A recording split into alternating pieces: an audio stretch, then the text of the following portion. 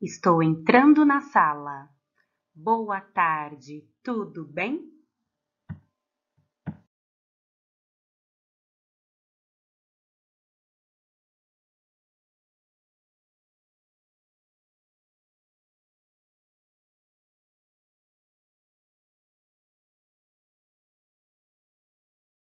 Nossa história começa na África.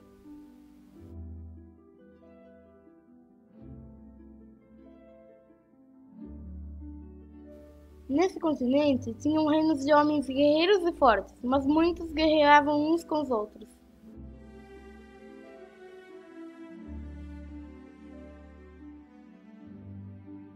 Chegou uma época terrível, quando um dos reinos vencia, eles capturavam o rei, a rainha e seus súditos e vendiam aos portugueses em troca de ouro, tabaco e cachaça.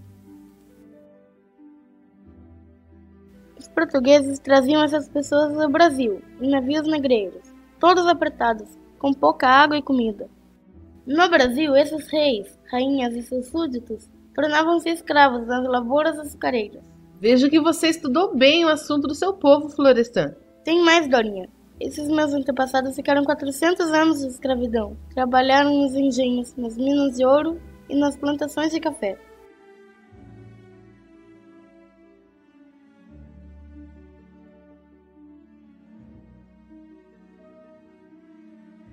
Muitos escravos no Brasil foram reis, rainhas, príncipes e princesas. Por isso, quem for um afrodescendente possivelmente tem uma linhagem nobre, pois são herdeiros de reis.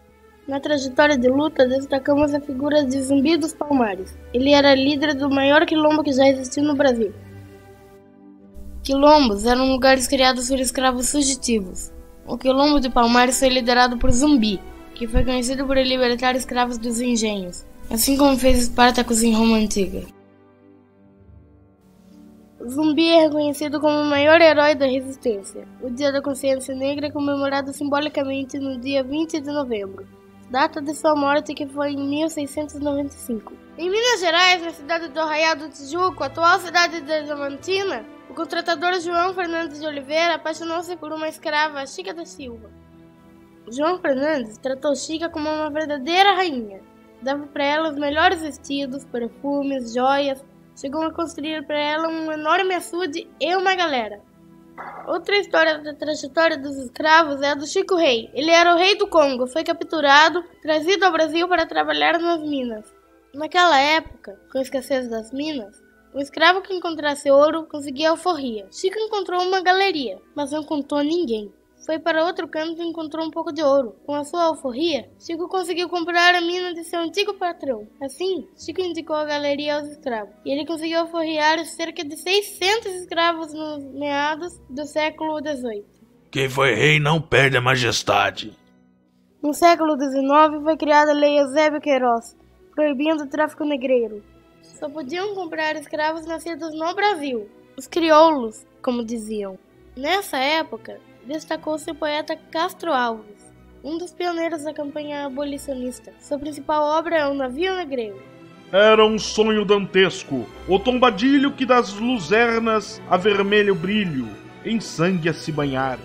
Os negros, trazidos do continente africano, eram transportados dentro dos porões de navios negreiros.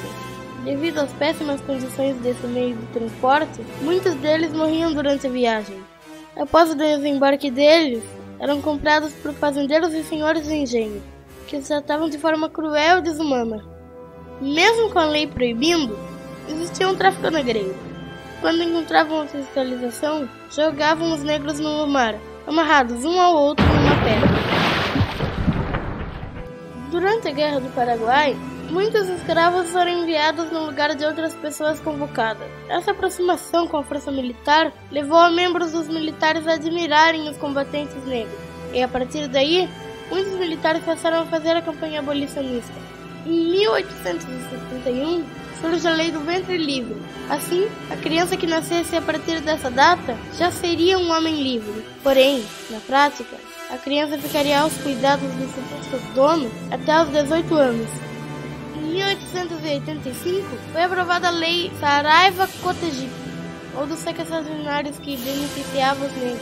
de mais de 65 anos. Porém, dificilmente um escravo chegava aos 65 anos. Essas leis eram literalmente para ingleser, pois a Inglaterra era a maior interessada na abolição dos escravos. A Inglaterra estava investindo no Brasil, nas áreas industriais e comerciais.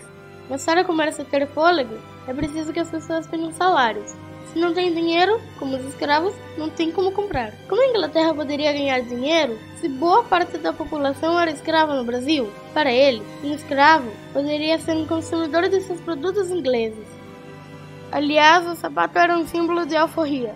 Por fim, a campanha abolicionista conseguiu. Em 1888, a princesa Isabel assinou a Lei Áurea.